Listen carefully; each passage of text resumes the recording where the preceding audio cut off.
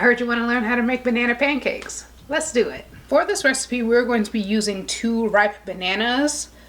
The spottier, the better. So when you see your bananas looking like this or having like a little bit of darkness to it, they are sweeter and perfect for things like banana pancakes, banana muffins, banana bread, all those things. And because my bananas are a little smaller than this one medium size, I'm actually going to be using 3 bananas, but it's going to be 2 medium bananas. We're just going to take them out and add it to a plate. Let me know in the comments if you guys want me to do a tutorial on how to make banana bread. That is probably one of my favorite types of bread. We'll get the 3rd one. And then we're going to mash this until it is very smooth. Now you could use a fork to mash this up. I'm going to be using a potato masher. This is what it looks like, the little zigzags. And we're just mashing it until it is all smooth. When you're finished mashing, the consistency you're trying to look for is that of baby food. You know, not too many lumps, very soft and smooth. And we're gonna put this over to the side while we work on our dry ingredients. So to this bowl, I'm going to be adding in some all-purpose flour. I'm gonna be using 3 cups of that. And I have my flour in this gallon Ziploc bag because I keep my flour in the fridge just to keep it fresher longer, especially during the summer times because my kitchen gets very hot and it's more likely for your flours and grains to get weevils, and we don't want that. So I just keep it in the fridge year round. And then cup number 3.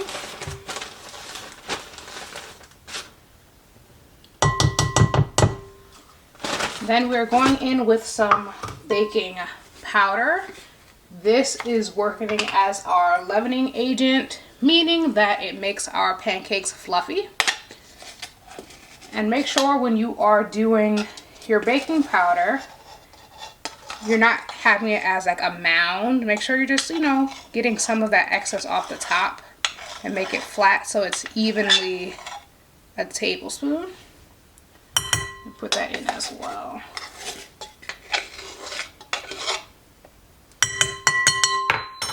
Up next is a sweetener. I'm going in with some granulated sugar, 2 tablespoons of that.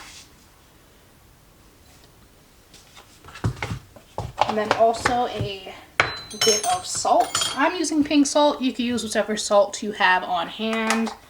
And again, make sure that you are scraping the top a little bit just to make it even before adding it in. And then, like everything else, I believe that seasoning is very important even when it comes to confectionery things. So I'm going in with some cinnamon and also some nutmeg. I prefer to use a nutmeg pods. Let me show you what it looks like. This is what a pod looks like. Kind of like a walnut or an acorn or something. And this is what it looks like when you are in the process of grating it. I personally think that the pods have a little bit more flavor than the pre-ground stuff. So this is why I like to use it. And I bought this grater specifically for my nutmeg because I just think it's so adorable. So we're just going to put some nutmeg in there too. And then for some added nutrients, I'm going to put in some chia seeds.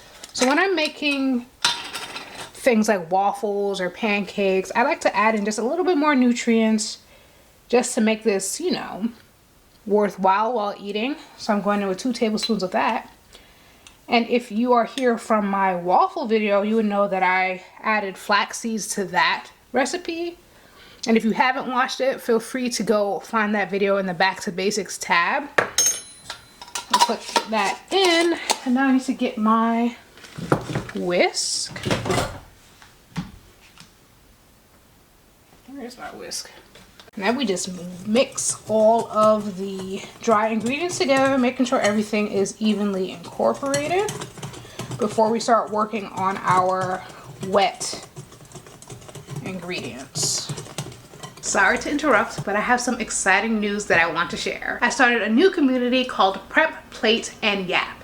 And in this community, we are coming together the last Sunday of every month to meal prep for healthy living. Now, I know meal prepping can be very boring, sometimes feels daunting, especially if you have nobody who is on the same page with you about healthy eating, and that's why I made this community. Every month, I send out a poll to those who signed up about what they want to learn how to make that month, and then depending on the winner, I send out a grocery list, a prep list, and the link to the live cooking video. This community is designed to feel like you're cooking amongst friends, so come as you are. Be prepared to laugh and yap and learn some things about healthy eating. For more information about Prep, Plate, and Yap, click the link in the description below, and I would love to see you guys there. Now let's get back to your video. For my wet ingredients, I'm starting off with some melted butter. So I need 6 tablespoons.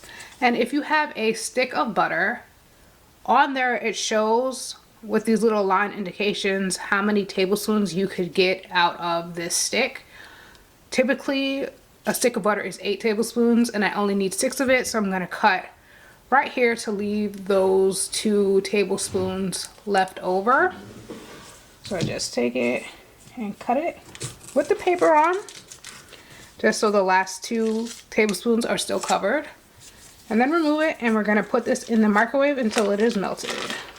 Okay, our butter is melted, and I'm going to add in some vanilla extract to that as well. Why? Because we love us some spices and seasoning, and you can never go wrong with vanilla extract in confectionery things. I'm gonna put that in and mix that together with our whisk.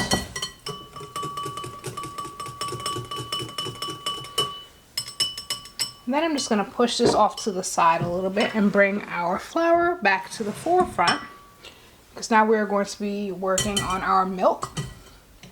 I'm going to be using almond milk. You could use whatever milk you prefer.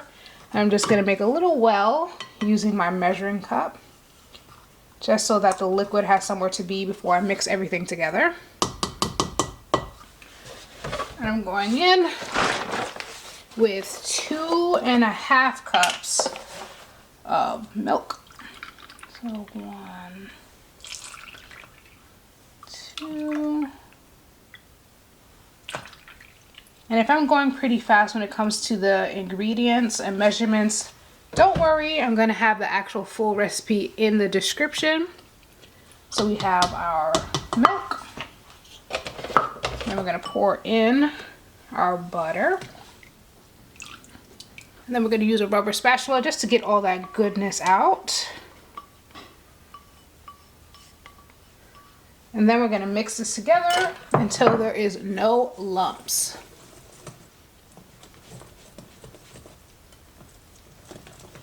As you're mixing, you're probably thinking, wow, this batter is really thick. My arm is starting to hurt. I don't know how this is going to turn into a pancake. That is fine, because we still have to add in our mashed bananas, which is our flavor and also doubles as added moisture to our pancakes.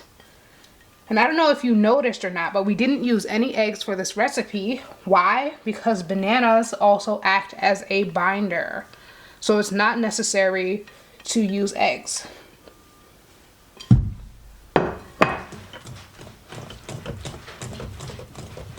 I'm sure you could tell now as the bananas is added, our batter is softer and more liquidy. Still perfect thickness though, because we don't want it too watery for our pancakes. Our banana pancake batter is ready, and I have my flat top preheating. If you don't have a flat top, that is completely fine. You could just use a regular frying pan. But if you do have a flat top, I do have it around 300 to 325 degrees.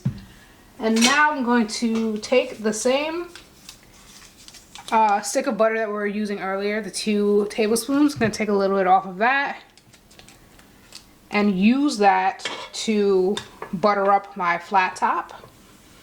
I personally believe that if you are making pancakes, you should be using butter to cook them. Oil, I mean, I guess, but butter, in my opinion, adds all the extra flavor. So I just put that around.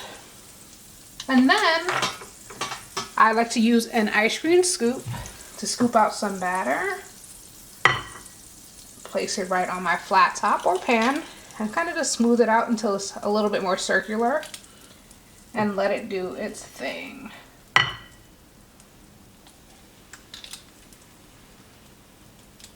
Here is a great pancake hack for you when you're trying to figure out when it's time to flip a pancake. Let me see if I can zoom in a little bit. Okay, if you could see these bubbles around your pancake, that's how you know it's time to flip, because the bottom side is now cooked. So you just get your spatula, let me zoom back out.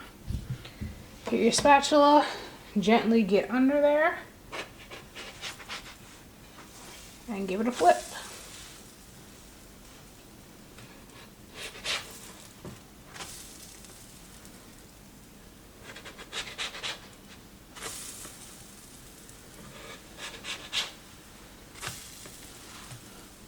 If you do not have a flat top, I highly recommend you get one if you can. Why? Because you're able to do or cook large amounts of things in one go. Like as you can see, like right now I'm doing 4 pancakes at a time. If I was using a pan, I would probably be able to fit maybe like 1 or 2 pancakes in that pan. I also use this if I'm doing like a large amount of, say, like if you're doing bacon or if you're doing sausage with your pancakes, something like that. You could literally do all your pancakes, clean it off a little bit, and then do all your sausage, and everything won't be, you know, cold waiting for everything else to cook. Okay, my first batch is done, and the way to figure that out is just you do just a little flip. You can see the underside is nice and golden, so we just take it off, transfer it to a plate, and basically do the same process all over again, starting with adding our butter to the flat top. More than likely, I'm not going to be using more than this 2 tablespoons that I had excess for the entire bowl. So we just put a few more pads on there so we can get it down. Yeah, just give it a little swirl. Apologies for the scraping if you don't like that sound. And then we just go in with some more batter. And if you do have instances where your pancakes kind of connect like that, don't be alarmed. You're just going to let it cook a little bit, and then you're going to get your spatula in between there and kind of just like push it away from each other while it cooks. And then you'll see, well, I would probably push it a little bit more. Yep. And then we have a separation. I forgot to mention that if you are doing your pancakes on a frying pan or a non-stick pan, make sure that you are using a low and slow method, meaning like have your flame low, just enough to heat up your pan, but not high enough to burn your pancakes. You will have to use a lot of patience with that method because you want your pancakes to be nice and golden and fluffy, you know. And remember to look out for those bubbles before you flip to make sure each side is done. And I think that's it in terms of rules when it comes to using the frying pan or non-stick pan. And here you have a stack of beautifully golden banana pancakes.